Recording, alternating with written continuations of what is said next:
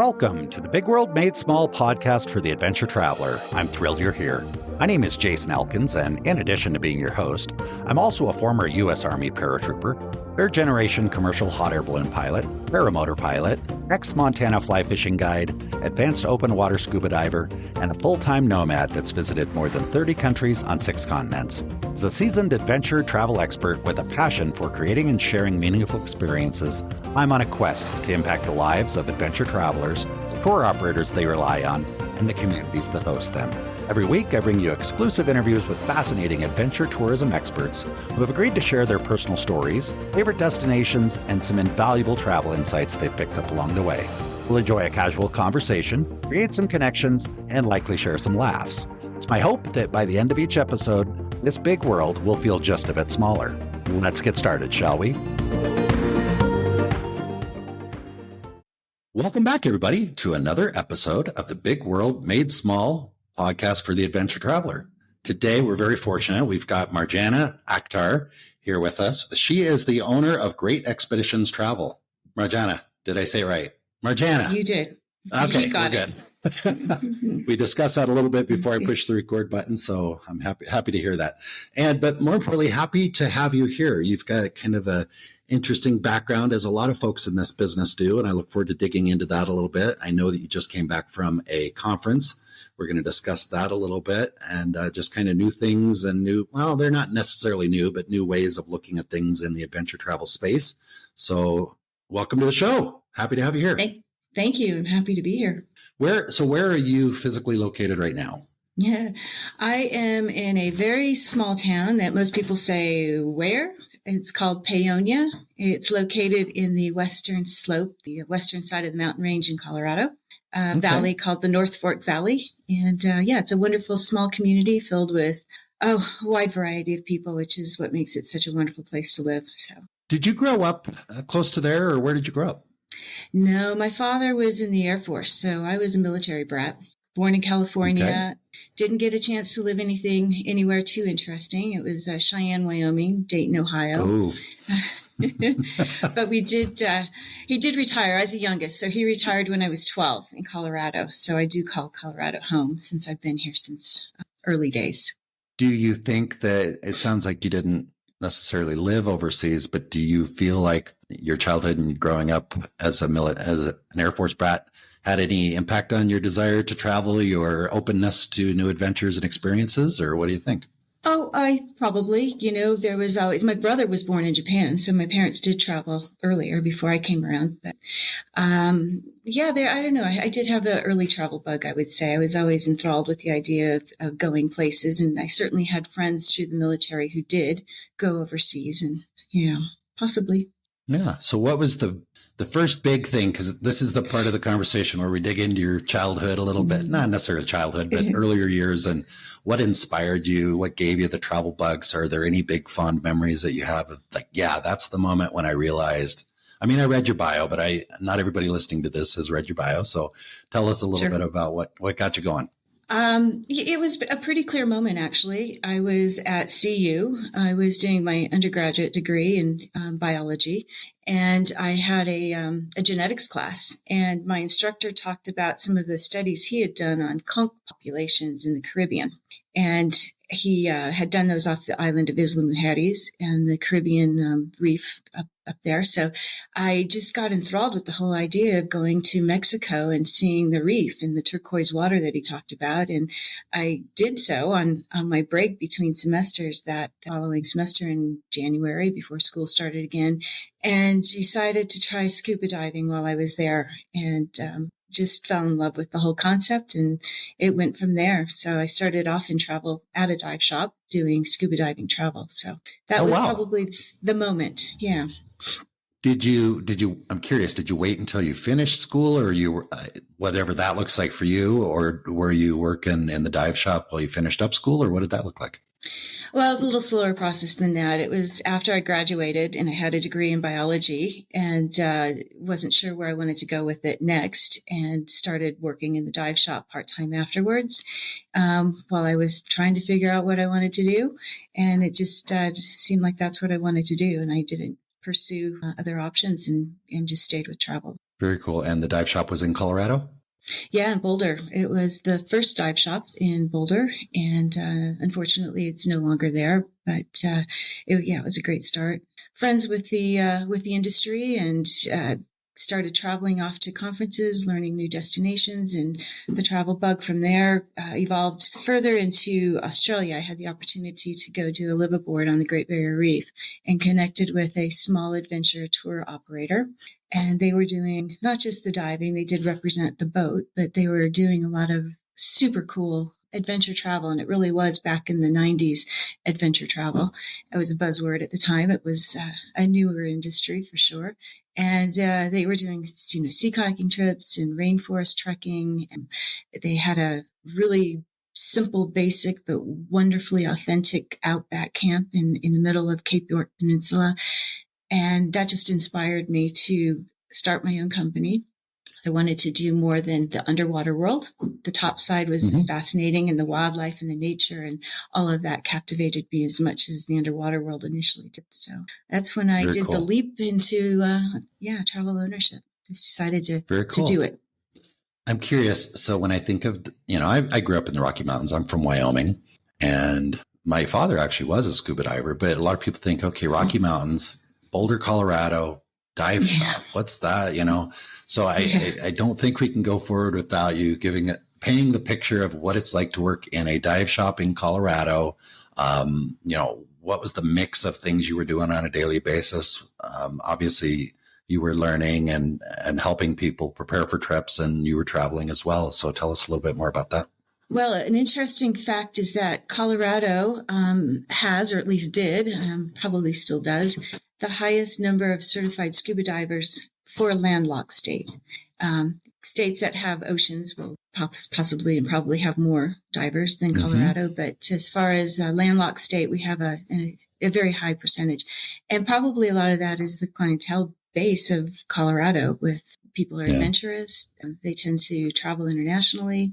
We don't have an ocean. So if they're going to scuba dive, they're going to go somewhere. So travel side of it was obviously a big part of that industry. And when I was in the dive shop, I was strictly in the travel department. I did train up to dive master, but that was only so that I could have the qualifications to lead group trips as traveler. Not so much because of my desire to teach scuba. Okay. And the shop also did probably lessons for people in the area, stuff like that. And I worked in a fly shop, which is similar, but it's a little bit more easy to get your head around. A fly shop, fly fishing shop in Montana makes a lot of sense. We had a lot of travelers from outside the state, but a big part of it was to get people hooked on it and then go take a trip with them. Exactly. Especially if you learn how to scuba dive in Colorado, and maybe you do your open water certifications in some of the colder waters there, it can be quite appealing, I'm sure, to go on a trip. So were you doing... I was just going to say, traveling then, of course, led to gear purchase and more training. And so, it's definitely an integral part of the dive business for dive shops, Colorado especially. I'm curious what your friends, family, or anybody in your life, you went to school, CU, got your degree in biology, and then went to work at a dive shop. And divers and travelers probably can relate to that, but maybe there's other people in the world that have a harder time getting their head around that. So did you get resistance, or were you supported by your friends and family when you did that? More or less. My father was always trying to get me to go on and get my master's degree. I'd have brochures put on my desk every day, like, did you think about this? Did you think about that? It was an evolution. And I think when I came to the point where I was ready to do my own business, people were very supportive. In fact, I had great support from friends and clientele base and everybody. And part of that was when I was doing travel at the dive shop, a lot of people were like, well, I don't dive. So they didn't think about me as somebody who could help them with travel.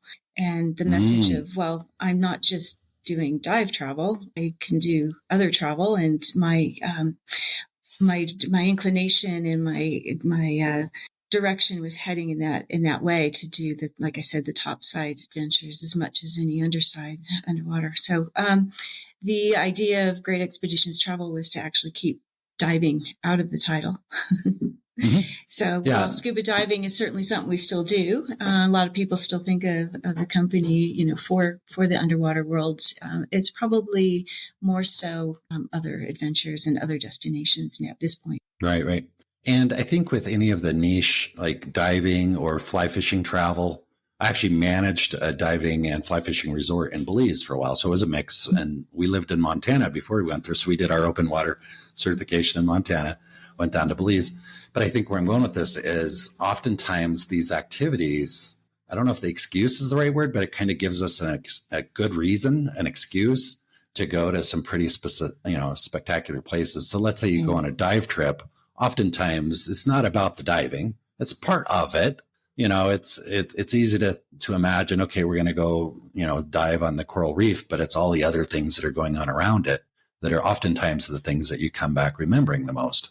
I know with a lot of my fly fishing, I led a lot of fly fishing trips, and typically it was the time around the dinner table socializing, or it was something that was completely unrelated to the fly fishing or the diving that really kind of, maybe a connection with a family member that you've never traveled with, somebody traveling with a parent or that type of thing.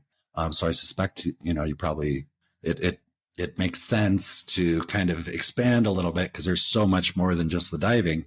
And if you're speaking to someone that's not a diver, they're like, well, why would I book a trip with you? I get that. Yeah. So yeah, it was definitely the case. Like, again, I started in the world of Australia with connecting with a small tour operator, which was the impetus for starting Great Expeditions. They were looking to have U.S. representation and grow the business more so in the U.S. market. And so we did, that's what we did. And absolutely, I took my father with me, and we had this wonderful scuba diving experience together. We got certified together. It was my college graduation present. So cool. It was something we did together. And but yeah, it was all the other things that we did that really captivated me, like I said, and gave me the real impetus to move on with experiential travel, I guess. Using an activity, whether it's an adventurous activity or whether it's something on a very soft adventure basis, as a means to further explore a destination. That can be through a lot of different avenues, from, again, very high adventure and physical, or on a slower pace of gastronomy and connecting with, the local culture through food. Yeah, absolutely. I mean, because I think, the word you'd mentioned, adventure travel, was kind of a buzzword back in the 90s. And, still it gets tossed around quite a bit. And what does it mean? I don't know. I think we all kind of have our own definition of what it means, but I love the way you just described it. For me, it's kind of anything that pushes you outside of your comfort zone a bit and creates new connections. I'm going to call it connections with typically human connections, either with yourself, maybe, climbing Mount Kilimanjaro is, you're connecting with yourself and some of the challenges and struggles, or obviously connecting with other hikers. But I'll tell you what, going and eating street food in Cambodia can be pretty connecting as well, outside the comfort zone, all those things that I just mentioned. So I tend to think it's a pretty broad definition. Each one of us has our own. What's adventurous for me might be different, for you.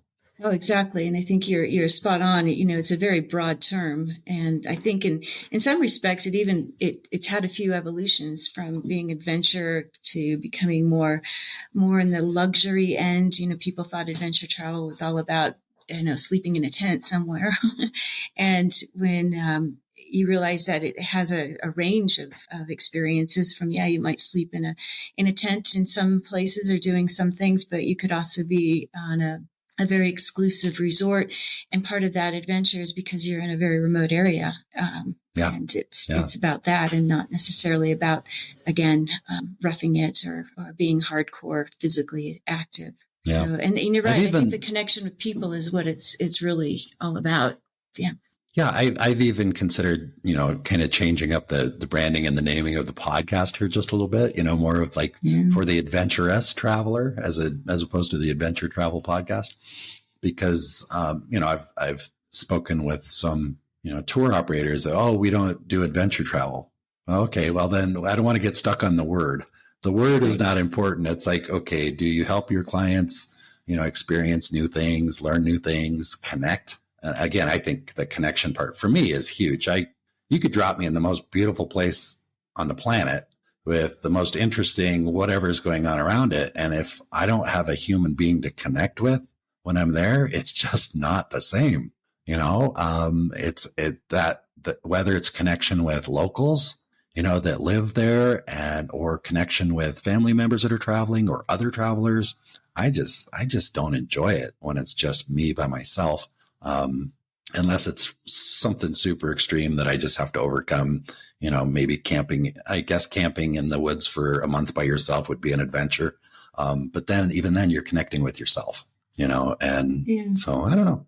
But. Yeah, it's a tough word. It's a tough, 30-second elevator concept, because something that's Yes. very adventurous to one person could be, just everyday life for another person. Yeah. Yeah. And we're so varied. I mean, some people don't even want to travel, and that's fine. I get that. I remember when I was working for a tour operator that was part of a larger company. We had a lot of retail stores. And one of the retail associates had said, Jason, we really need to put together trips for people that don't like to travel, was basically what I heard. And it was, my wife wants to go to Europe, but she doesn't like to travel. She doesn't, she worries about security, safety, all this stuff.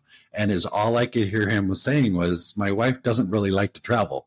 Maybe we need to create trips for people that don't like to travel. And I was like, okay, it's interesting.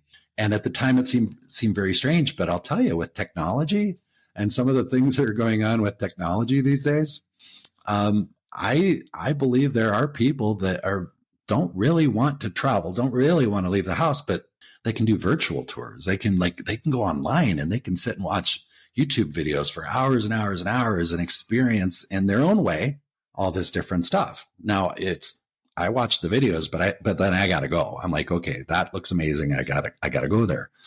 So it's just, we all have our own. I'm not sure where I'm going with this. Let's change the subject. What do you think? Okay. I was just going to say some of that is then, which you lose is that connection with the people, right? Yeah. Or sharing the experience with someone else. But, some people don't have the opportunity to travel. So, these kinds of experiences are nice to visualize. And so, yeah, I guess there was a tagline I used to use when I first started, and I still think is very, very appropriate. Mark Twain, travel is fatal to prejudice, narrow-mindedness, and bigotry, or those three things. I might not have had them in the right order, but, and I think that in addition to, the connection that when you travel, you do expand your world. You do learn that people, have wonderful lives in other places besides your own. Or maybe you realize how fortunate you are and that people, don't have as nice of a place as you do. So, but that we're all people, and, we all do want kind of basically the same things, and it doesn't matter where we live or what our religion is or how we live that life.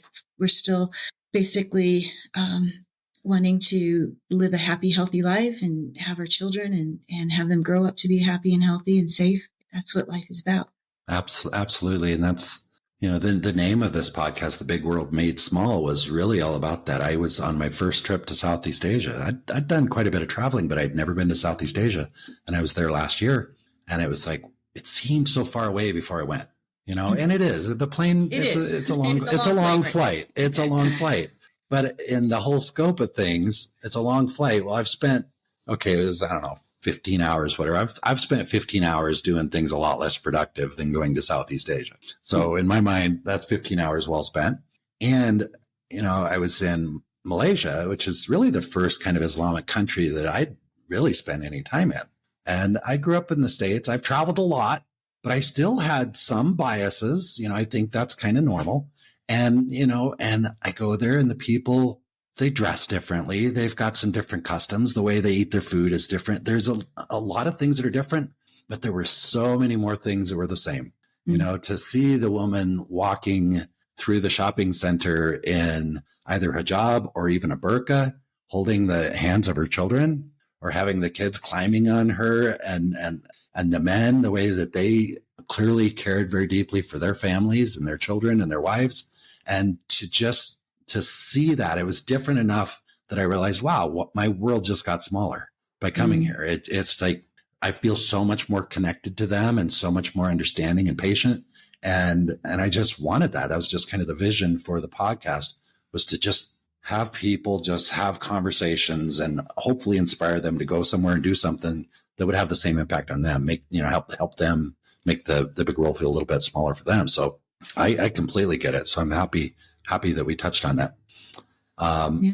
And I think, go ahead. Starting that even with your children, I had already been well into the travel industry and had my company for a number of years before I had my son. And it's like, you just take them with you, you incorporate them in. And so his first international trip was to Australia at 9 months old. We were trying to do it before he was mobile, but he was a little more mobile than we wanted at the time. He's been a fortunate child for sure to have been many places, but I think it's had a big impact on the very well put together young man that he has become at this point at 21. So. Yeah, I see it. I believe it. I was fortunate to travel a bit when I was younger.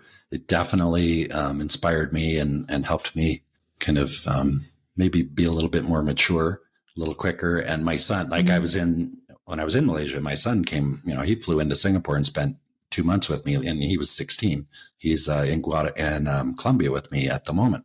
And it's been so cool for him to be exposed to that as well. I remember the first summer that we traveled together, we were in Guatemala, and within a few months he was back at school, and he was so excited. He's like, "Dad, there's a kid here from Guatemala," and like he just felt that connection with this kid. He's like, "Yeah, he's my friend. He's really short, but he's really cool." Whatever. And it was just like, and I don't think that he would have had the same connection. It would just been another kid at the school. Yeah. There's this game. It's an online game. It's called GeoGuessr. I don't know if you've heard of it, but it's what it does is you get online and it drops you on a Google map, some random place on the planet. And it drops you in this random spot on the planet. You see the Google Street View. And the objective is you can navigate around and you try and guess where you are. And the quicker you guess where you are, the closer to the location, and my son is hooked on this. He plays it a lot. And I remember at one point he called me. He's like, "Dad, they dropped me right in front of Pedaling Street in Kuala Lumpur. I was on that spot. I stood on that spot, and that's where they dropped me." And I knew where I was. Yeah, he's like, "I knew right where I was," and and it's like that's so cool. I'm not sure he completely appreciates how fortunate he is to be able to travel, because as you travel, you run into other people who would love to travel and don't always have the same opportunities. But it's I've just really enjoyed traveling with him. And your son, what kind of work is he doing? Well, he's trying to figure out what he wants to do. He's very interested in videography, doing promotional videos, but his real passion at this stage is snowboarding. So he took his second gap year this winter and went to work at Big Sky, Montana. And as a lift operator, learning what it is to make your way in the world and follow a passion. And, I think he's not ready to give up on school. He did a year and a half, and thinking he'll finish his marketing and business degree, and that will certainly help with his videography pursuit down the road. But it's like he wants to do something while he can physically, while he's young enough to do something pretty extreme, which is what he's doing. Yeah. Well, for what it's worth, I lived in Montana. That was in the part of my life where I just wanted to be a fishing guide, and did about a year and a half of school at Montana State University before I was, every time the weather was nice, I was going fishing instead of going to class. So, and I worked with a lot of people that were, lift operators and the skiers and the snowboarders, and it's actually pretty cool. I think it's a great thing to do. It definitely, kind of helped me figure out some things and instilled this passion for doing what you want to do. So I think that's very, very cool. So you've been a good influence it's like, on it. Who knows what you want to do when you're 20 years old, right? Yeah. Some people are fortunate, but most of us aren't. Marjanna, I'm 50 now, and I'm still not completely sure. So. Exactly. But it's working. I'm happy, and I'm getting to see places and do things and have wonderful conversations with folks like yourself. So I can't complain. Hey, one of the things that we wanted to discuss, and you touched on it right before I hit the record button, you mentioned that you were just coming back from kind of a conference. It's called a conference. And the subject that came up there was kind of about, over tourism, sustainable tourism and stuff like that. So I'd love to dig into that and just kind of learn more about, what your takeaways from the event you're at and just kind of generally how you feel about that stuff. Yeah. That's like a day's worth of talking about. They're big topics. There's a lot of concerns in the industry and trends that we're seeing in the industry about the negative effects of tourism. Whereas tourism can certainly have very positive effects, and so we try to focus and promote the tourism that's going to have the positive effect. So, what does that mean? Responsible tourism, sustainable tourism, what all the ecotourism.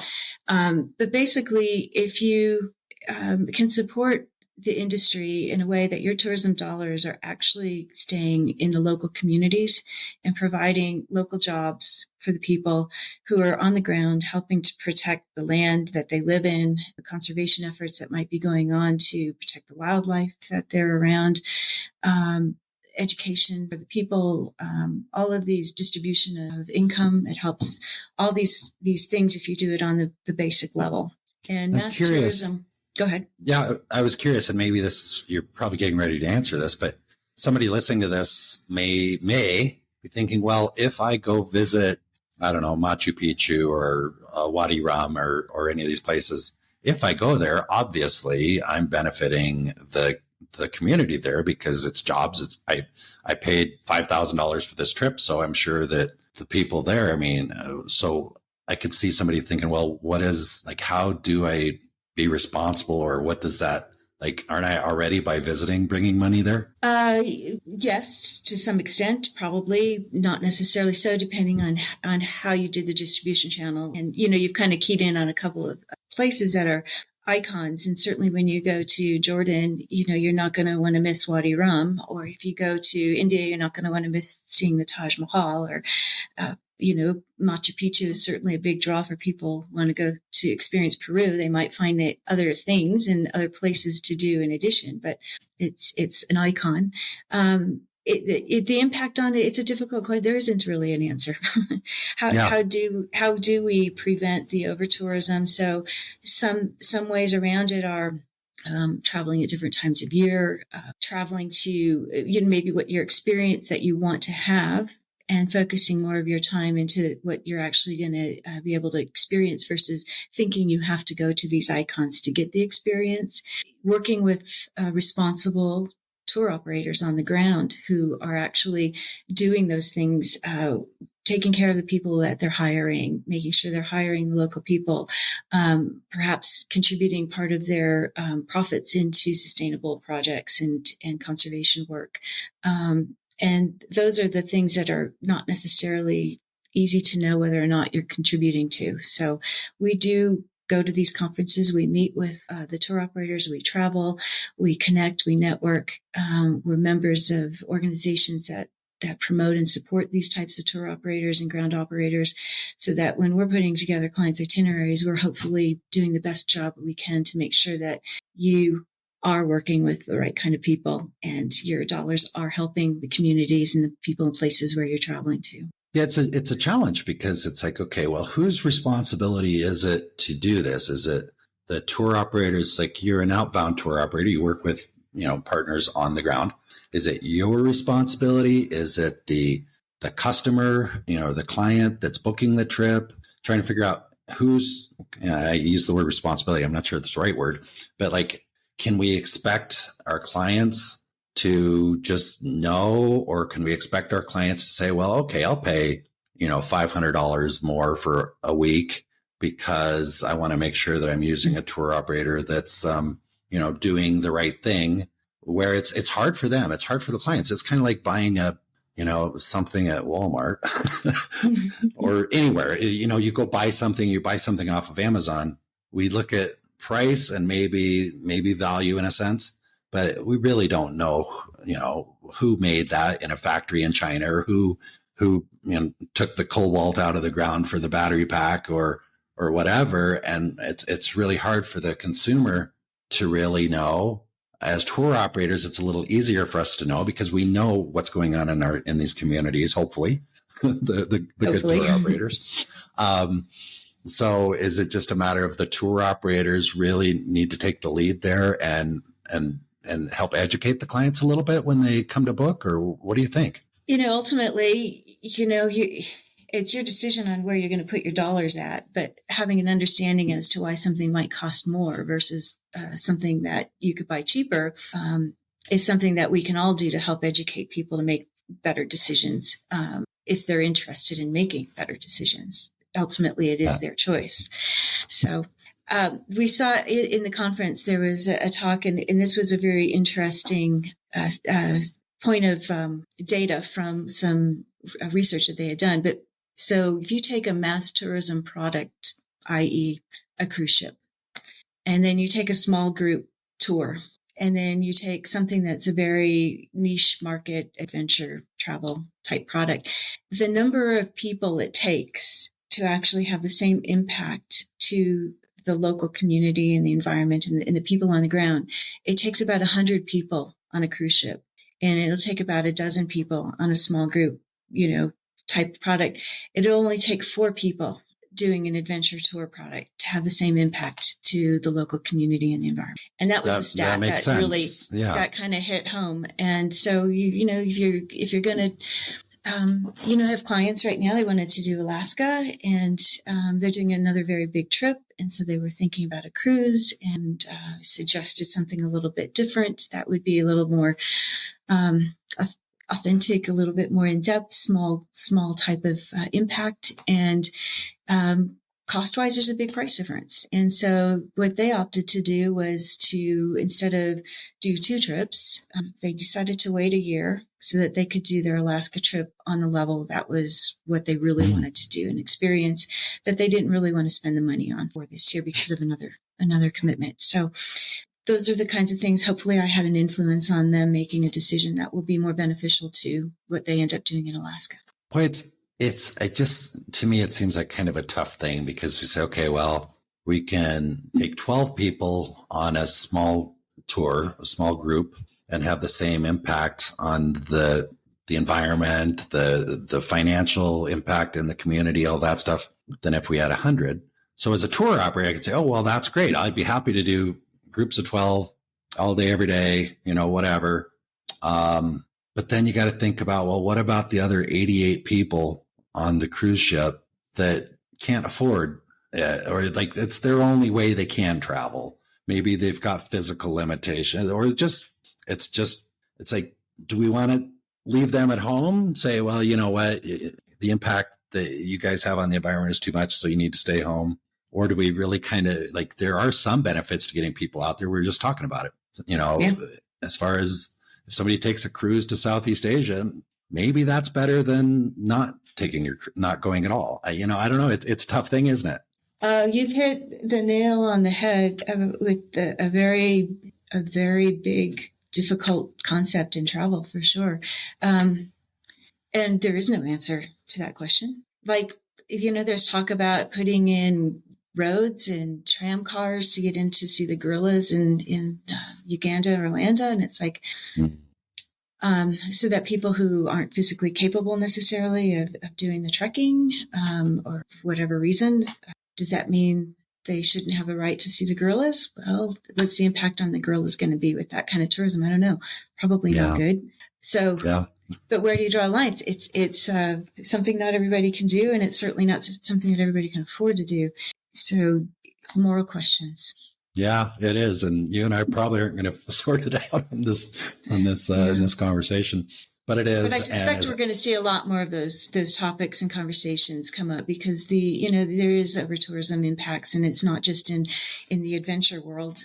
Europe has been unprecedented with tourists in the past couple of years, especially since COVID, and the ability to even get into seeing some of the iconic sites is difficult. Yeah, and we can also look at like national parks. I remember having a conversation with my brother years ago about just the economics of let's say Yellowstone. You take Yellowstone National Park, it can get kind of crowded.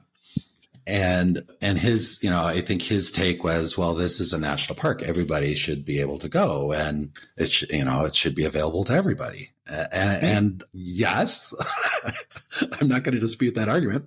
And also, if everybody's paying for it through tax dollars to support the park, but they're never going, maybe there's a different, so then you say, okay, well, we're going to charge $50 a person to go into the park. And then the people that are using the park are actually the ones paying to support the infrastructure and all that stuff. And it also, when you raise rates, the number of visitors changes as well. And it's like, but then if you start charging $100 a person to go into Yellowstone Park, then every other U.S. citizen is like, well, geez, this is a national park. I should be able to go there. I shouldn't have to pay $100. But if everybody comes in for free, then it's crowded and the animals suffer and the environment. And it's a tough one.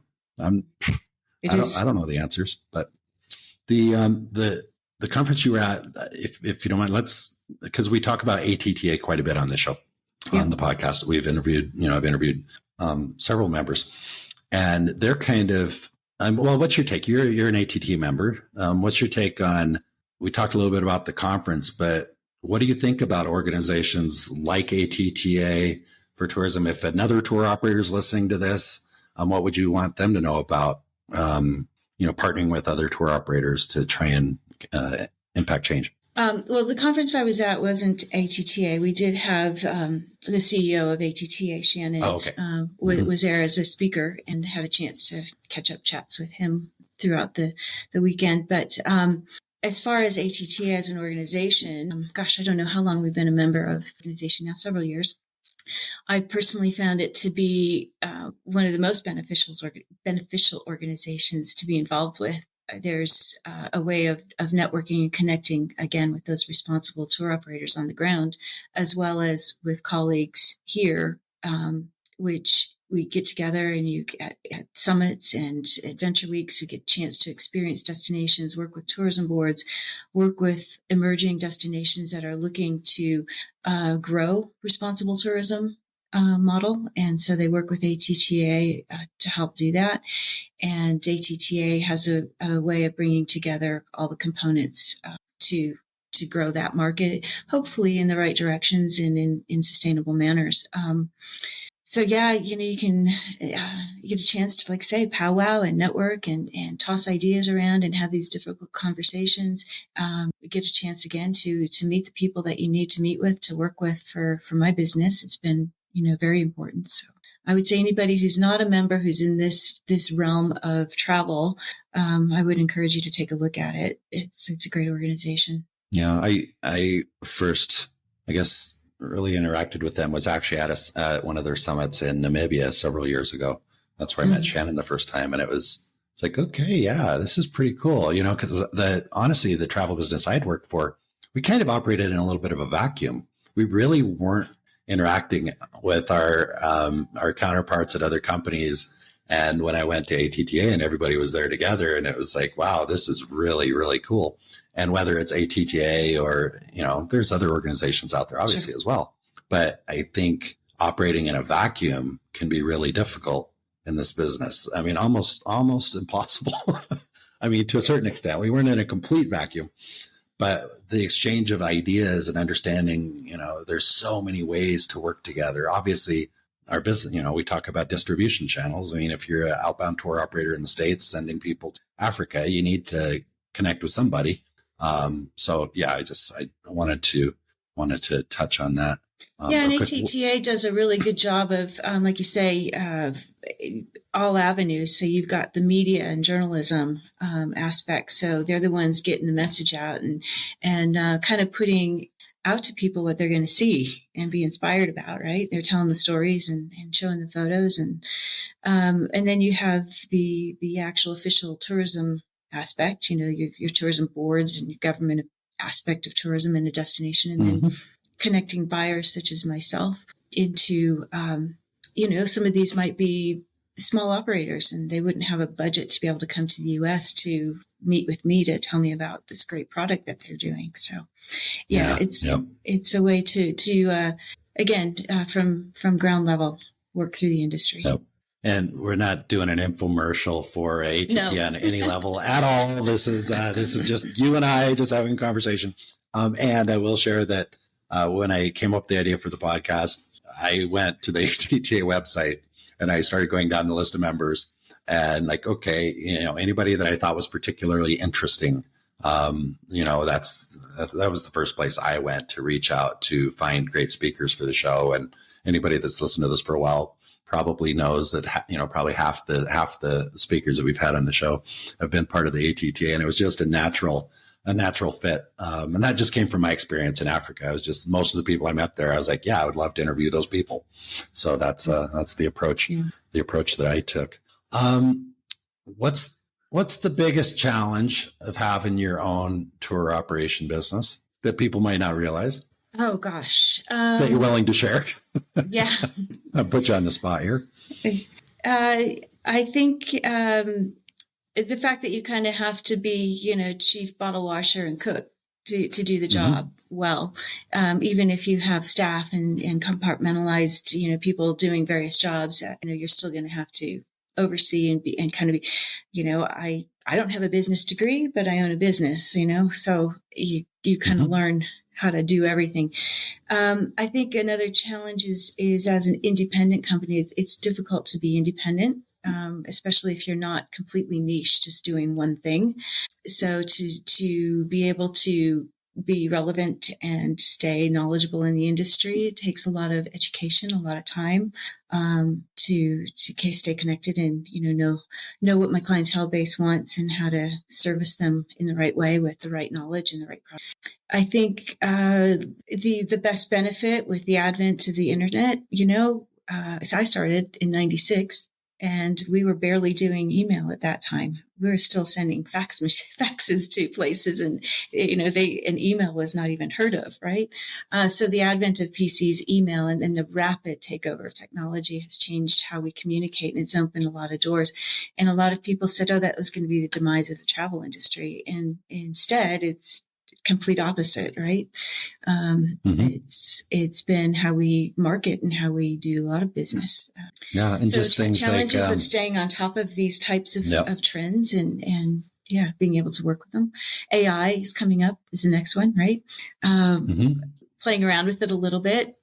Put together a trip to Africa, give me a safari to Tanzania based on these parameters. And, it comes back with something that if a layperson who doesn't know a thing about Africa or Tanzania is going to go, wow, that looks fantastic. Look what it just did for me. But the reality is total garbage.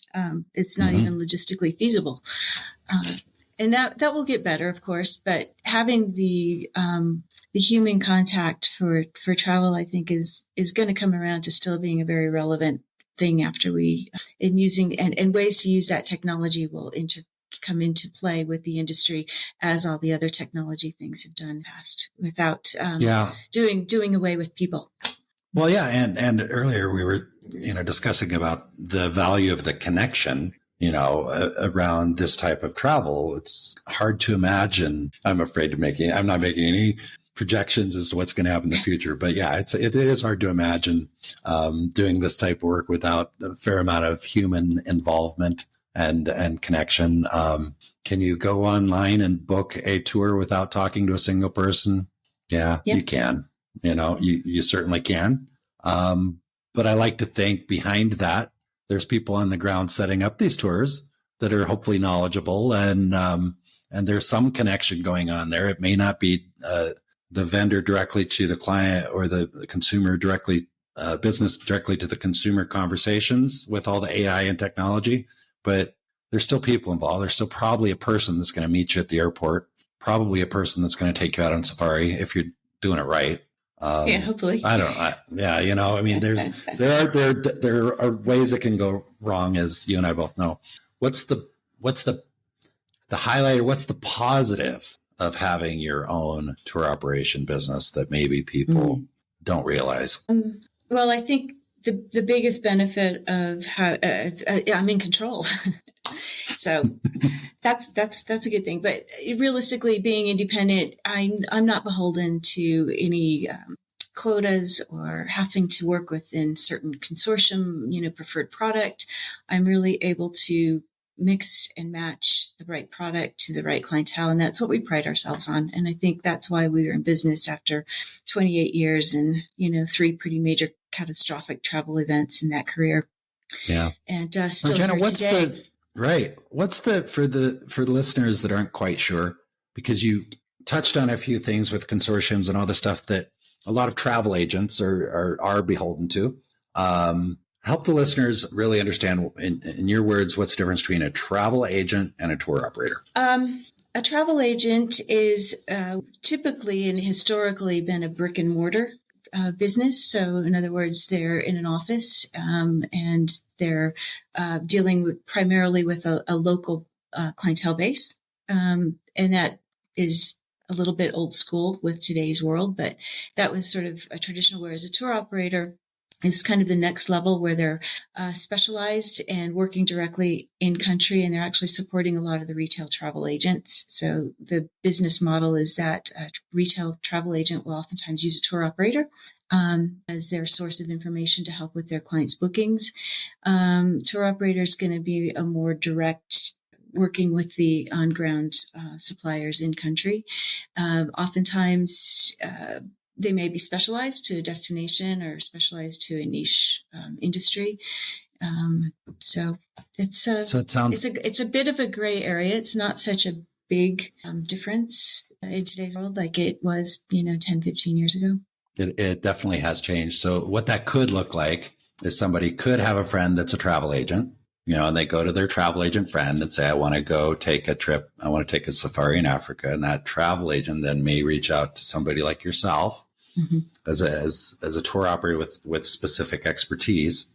And then you kind of have that conversation with the travel agent, trying to figure out what products make the most sense. But then you're dealing with an inbound tour operator in, let's say, Kenya. And then they have individual guides, transfer services, and stuff like that. There's a lot of parts in there that could go wrong. I mean, realistically, and I guess I'm saying, okay, this is why it's important to choose the right person. You're probably not going to be communicating directly with the person that's going to be in the safari vehicle with you when you're booking your trip, and nor should you, because that person's probably really good at taking people out on safari, but maybe not so great at handling all the other things that can come up. So and so that's when those relationships and again that investment that we put into ourselves to have the product knowledge and the connections, and that we, I'm based here in Paonia, Colorado. I travel a lot. I've been to a lot of places. I have a lot of feedback from clients who tell me how everything went and what they liked about this or that. But I can't know everything up to date for every destination. And so we do rely very much on our partners in country. And they're the ones who are on the ground in that particular area. And they're the ones who are going to be up to date with, oh, you might not want to use that hotel anymore. Or there's something going on, or we have this great new product that is going to be perfect for your clientele base. And things like that would be very difficult for me to know firsthand, not living there. Yeah. And those folks, I'm going to keep saying Kenya, the folks in Kenya that are communicating with you, they value the relationship with you because you're their customer, right?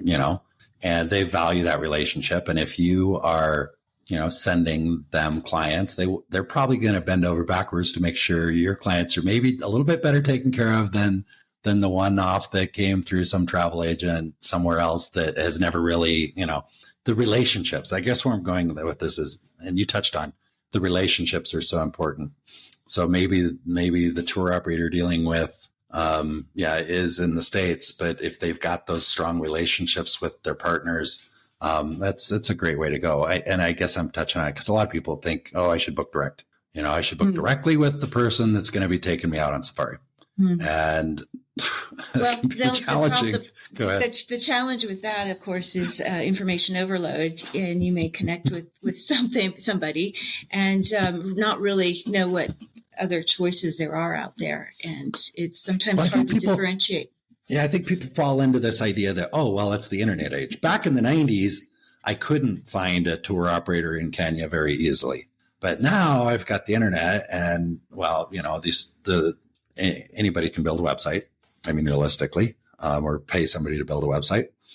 And so I think some people might think, well, now I can go find, I can Google, safaris, Kenya, Africa, Nairobi, whatever, and they'll get Google will give them, 30 pages of websites to look at. And they figure if I just scroll through and find the website that looks the best, then that'll answer the question. But also there's cultural differences. There are, there's a lot of, there's a lot to it because different regions, different times of year, seasonality factors, camps, and it's hard to, again, differentiate what those differences are unless you have a good working knowledge of what those differences are. And it's not so much necessarily that you're going to be treated better or worse. Hopefully a responsible, good tour operator is going to take care of every client that they have on the ground. And if they've got a good model, they're going to have very good service people. Their guides are going to be top notch and their vehicles are going to be well maintained, and they're going to have a well-trained, friendly staff taking care of everything else behind the scenes as well. And your guest experience should be the same. What we, again, can do as added value is product knowledge and destination knowledge and being able to help. And the processes, just the processes you have in place can be a huge benefit to, when you're like, okay, I'm ready to book my trip. And they're like, okay, wire it to this account in Nairobi. I was just going to say, you're working with someone here, you're paying a U.S. bank. But no, but we're here. And if you have a problem, which, knock on wood, it's actually pretty amazing, especially when you're doing complicated itineraries with a lot of components in very remote regions of the world, that things don't go wrong more often, but it's very rare. And sometimes I have clients that come back and even say that, gosh, we had how many different flights and we were off on this completely remote area and everything went as it should, and every connection was made, and somebody was there to meet me at every step of the way, and so on. And that's 99% of the time what happens. But when something does go wrong, and unfortunately it's things that are unforeseeable, it's a weather issue, it's a flight issue, a mechanical issue, it's almost always something unavoidable and not planned on, of course. You have someone to help you sort it out. Yeah. And help you on the other side of that. I got the sense, so the listeners aren't able to see your face right now, but when you were kind of describing how all these different pieces come together and people are like, wow, it all came together, I saw a sense of pride on your face. Yeah. And which ties me back to what's the best part of having your own business and in this business and doing what you do. And I think I just saw it on your face. I get the sense from you that it's a sense of accomplishment, because it can be challenging because there are a lot of moving parts we discussed, but then also what we touched on earlier about kind of changing the world and changing people's perspectives and maybe even changing their lives in some way. I just got that sense of pride was on your face. Did I read that right? Probably. It's like, the majority of my time I'm sitting on my computer, right? And so what keeps you here every day? And, there's definitely frustrations you're dealing with consumers. So there's, always, communication issues at times where you have to, or educational issues, or, like say things just don't go as planned. And so at the end of the day, when we get those Google reviews or we get those, the business is nearly 100% repeat referral. And so that is a great deal of pride that over 28 years I was able to be in that position. And it is done by offering something personalized, something a bit unique. A lot of times people come back saying, I never would have known about any of where we went, if you hadn't recommended it. It's not necessarily going to be, the mainstream icon that you think about when you go to a certain destination. It's like, well, you don't have to travel to 5 different gateways to experience what you want to do. Slow it down and you can get the same experience that you're looking for out of another area that you don't know about. I love that you specifically mentioned reviews because, I've worked in the business for quite a while. And for a few years, I had a hot air balloon ride business that really didn't make any money. It was fun though, right? And here's the thing. No, it was. And when I look back at it, I was like, and my ex-wife, and she was my wife at the time, didn't think the business was as great as I did. And sometimes I just kind of realized, I'm actually working for reviews here. I'm not making money. I'm working for reviews. At the end of the day, if I go out and fly somebody in the morning, at the end of the day, I was going to the reviews. I was like, I want to see, did they write a review already? And it was pretty good. We got a lot of great reviews, and that was the thing that just kind of kept me going. And when I sold the business, the thing I was most concerned about was that my TripAdvisor page would go away or that the people that bought the business would somehow do something horrible to change the reviews. And it was just, I was so proud of those reviews. And I would, sit with my kid or my wife and say, "Ooh, listen to the reviews." Sometimes on a Friday evening, we'd sit there and I just read reviews, and it just gave me such a sense of pride and just such a sense of I'm doing something important. Like I did a lot of proposal flights, so people were getting engaged in the balloon or celebrating anniversaries. And I just got a lot of pride and a lot of satisfaction out of feeling like they're going to remember something that I helped them do, as opposed to so many things in life. You go through life, you buy things, you interact with businesses, and you forget. But the trips you're putting together for people, they don't forget them, right? They never forget them. They will remember them forever. And you were part of that. So I don't know if it's resonating with you, but that's what I found myself thinking. Yeah, after COVID, it was a really interesting little trend that developed. I had a number of people contact us to do travel that I hadn't heard from in a very long time. And I'm talking 15 years, 20 years.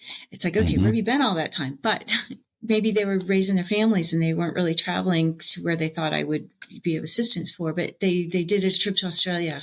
Are you still in business? I just loved what you did. I'm thinking, I want to go to Africa now. Can you help me?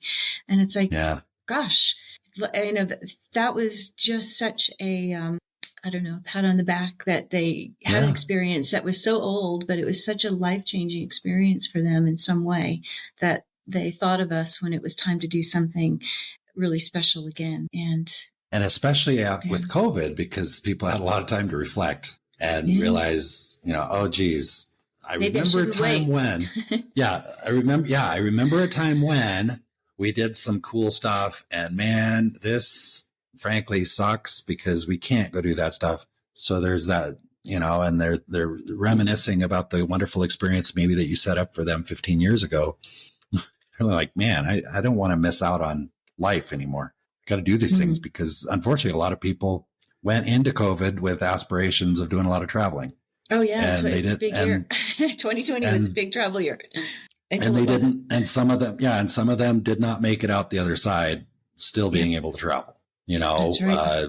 And there were a lot of people that were set to retire in that year and were going to go travel the world once they retired, and they never, they didn't have a chance for a while, or some of them will never have the chance. So this stuff's important. What we're doing is important. Yeah. So there's the surveys that were done and shared at the conference. Just a couple other interesting facts that came out was the trend is people are interested in spending more of their money on experiences versus material things.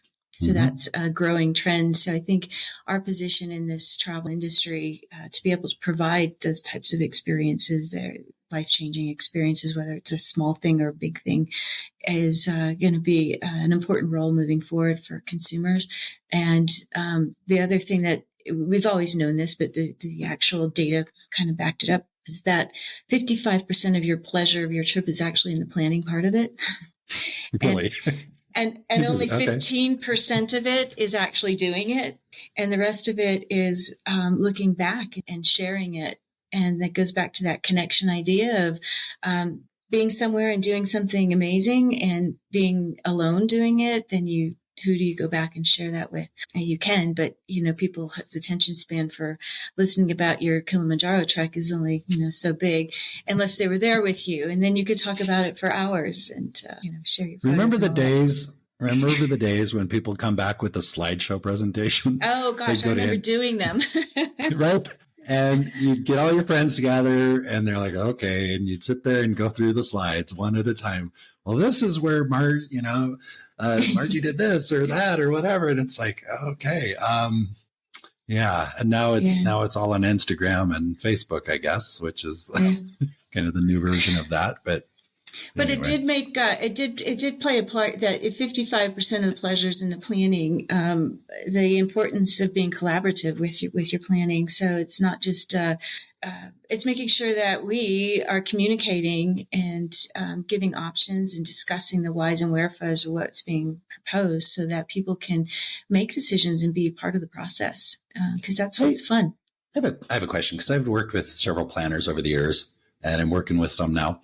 And sometimes we tend to look at things through our own lens and maybe forget things like our clients actually enjoy the planning process. So I guess my question to you is, do you feel like your typical client is happy to get on a video call with you or an actual live conversation with you in the beginning of the planning process? Do you think that that's a plus for people? Or do you think more people just want to do email? Mm-hmm. I think that initially people are not wanting to commit themselves if they don't know you already. So I'm talking about somebody that hasn't worked with me before, perhaps, that initially it's going to be a little hesitation even to provide a phone number. But I always encourage, and I try to answer the questions they're asking. But usually this type of travel planning, there's a lot of factors that are in place, and it's hard to communicate some of those data and reasons and why-fors and wherefores without on email. And so there's a lot of misinterpretation that can happen. It's very time-consuming to type out a dissertation about traveling to Kenya. And a phone call, you can actually cut to the chase. Sometimes once I start talking to somebody, I'm like, oh, I was completely on the wrong track.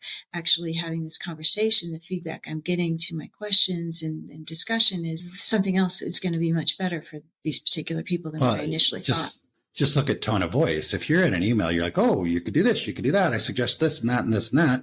And then you send it off. It's hard to get feedback, where if you're having a conversation with them and, if it's a video call, you maybe even see their face kind of going, and you can be like, oh, okay, it doesn't look like, or it doesn't sound like you're that excited about that. Tell me more. And you can change direction so much quicker and easier.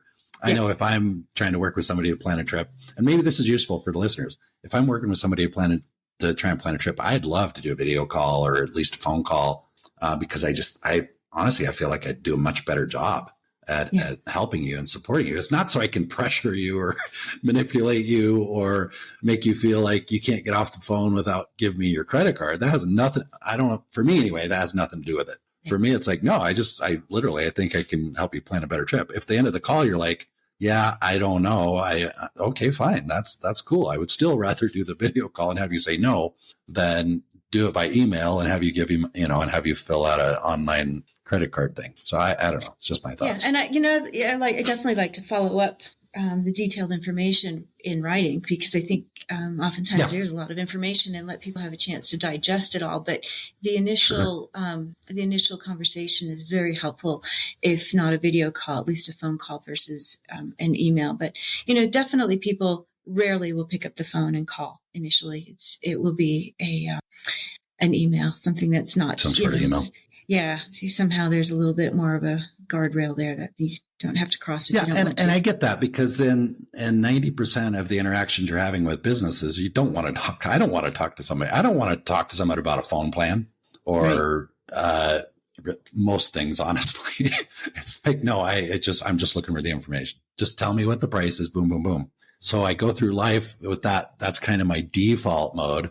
And then I get to maybe booking a trip and I just automatically kind of have the same instinctual, like, wait a minute, I just want the information. But being on the other side of it, I also see the value of doing it. So hopefully maybe somebody who's listening to this, maybe you can challenge them to actually pick up a phone and have a conversation with Marjanna or anybody. It's usually not a barrier once you start a relationship, and sometimes, kind of going back and forth on email and maybe the client will call and pick up the phone and say, you know what, this is silly. This is easier. Let's just chat this through. It's like when you're texting your kid back and forth, about something. It's like, this could have been done in 2 minutes, if we'd have just picked up the phone and had a call. And you can't say, I told you so. I offered a call the first time, it's just like, okay, yep, you're right. You're right. Sometimes people just need to be convinced that, oh, actually this would be easier. But yeah, and also just a level of trust, it's like, but anyway, we've discussed a lot of stuff that I wasn't planning per se to chat about, but it's been a fascinating conversation. I think your depth of experience and knowledge is very useful for anybody listening to this, whether they're a traveler. I do believe we've got travel agents, tour operators, other folks like yourself even listening to the show. So I think you brought a lot of value. So thank you so much. Really appreciate it. Is there anything I forgot to ask or should have asked, or that you want to make sure our listeners know about either you or Great Expeditions before we go? Oh gosh, I think we touched on most of the points. So again, fun conversation. I look forward to being in touch. Yeah, we'll work on some projects in the future, I'm sure. And I'll have, for anybody listening, I'll have your website address right there in the show notes, so they can click through and take a look at some of the cool stuff you're doing. And are you still excited about scuba diving? Oh yeah, I still enjoy it. It's certainly not something I do as much as I used to. It used to be, if I didn't do 2 or 3 dive trips a year, I'd be like, oh. But I'm happy to be a little bit more of a warm weather, casual diver these days. Yep. And I like a lot of other things.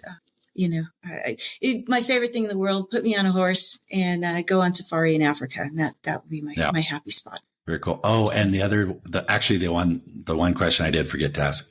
Are you happy you didn't go back to graduate school? Yes. Yeah. Okay. I think, you often look at where, I think back and it's like, gosh, if I would have done this, and then I think, but I wouldn't have had that or this or this. And so, it's my path of travel. I met my husband. He owned a resort in Fiji. And it's like, if I didn't go down this path of travel, I wouldn't be here where I am with him. And so, anything that goes down a different twist, it's like, life is what it is. And I'm grateful to be where I'm at and doing what I'm doing. And so, graduate school wasn't my path. Very cool. Well, thanks for sharing everything with us. And I look forward to chatting with you very soon. Marjanna, thank you so much. Have a great day. You too. I trust you enjoyed listening to the conversation as much as I enjoyed recording it. If you're enjoying the Big World Made Small podcast, please take a moment to tell the algorithm by subscribing and posting a review so that others can benefit as well. I also invite you to take a quick trip over to bigworldmadesmall.com and join our private adventure travel community to receive new episode notifications, special access to our guest experts, and perhaps even some exclusive partner offers that we haven't discussed on the podcast. I'll publish another episode soon. Until then, keep exploring. It's the best way to make a big world feel just a bit smaller.